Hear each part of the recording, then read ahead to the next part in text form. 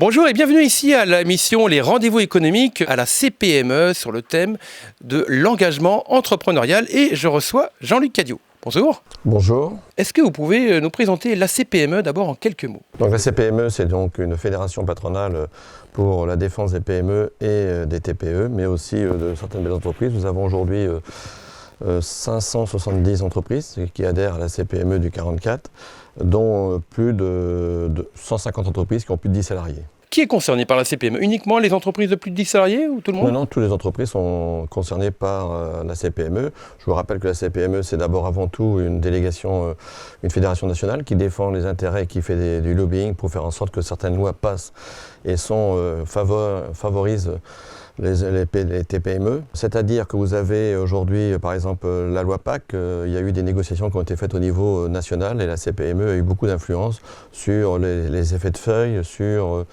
les délégués syndicaux dans l'entreprise, les pactes, donc tout ce qui va autour. Je pense qu'il y a eu un travail de fond qui a été fait et nous, au niveau local, notre objectif, c'est de faire en sorte que nos PME qui nous rejoignent puissent échanger, s'informer et surtout puissent aussi avoir des outils comme la formation, la communication et on essaye d'être très proactif pour faire en sorte que nos patrons lèvent la tête du guidon et viennent s'enrichir auprès de nous.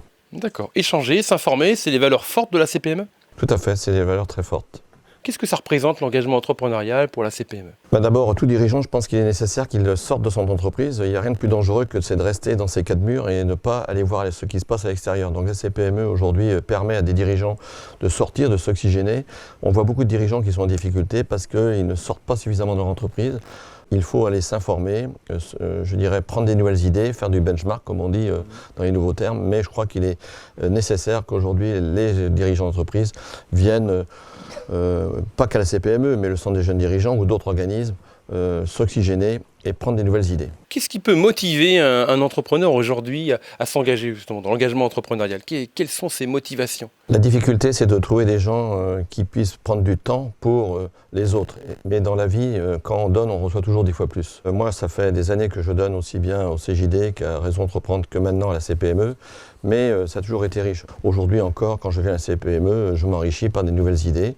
Aujourd'hui, j'accompagne des jeunes entrepreneurs avec des fonds d'investissement et je peux vous assurer que l'échange nous permet de grandir encore même à 65 ans. L'engagement entrepreneurial, ça concerne aussi les collaborateurs qu'on peut avoir, aussi bien une TPE avec ses partenaires, ses fournisseurs ou ses clients. Qu'est-ce que ça impacte? Comment ça impacte son réseau?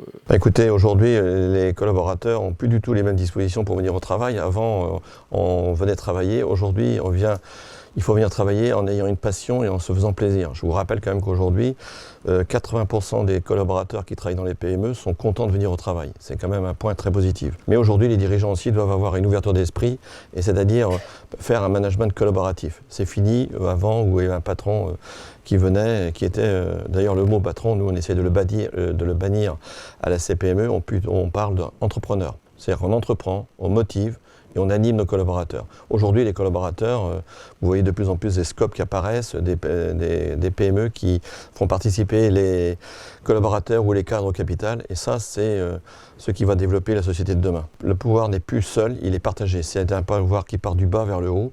Et quand vous faites un outil industriel, comme nous on l'a fait par exemple pour le mine, ce sont nos collaborateurs qui ont décidé par des groupes de travail leur futur outil. C'est très important d'avoir des collaborateurs motivés et impliqués, mais pour ça, il faut leur donner de la possibilité de s'exprimer. Et vous donnez cette possibilité de s'exprimer à travers la CPME en créant des réunions, des débats? On essaie de faire venir des intervenants qui nous font réfléchir. On accompagne aussi les dirigeants d'entreprise, aussi bien petites que grandes entreprises, pour faire en sorte que demain, le management il évolue, les accompagner le mieux possible par les différentes animations. On a fait à peu près l'année dernière 50 animations sur le 44. Ça permet à nos collaborateurs aussi de participer à ces réunions. Les membres de la CPME peuvent proposer également des sujets?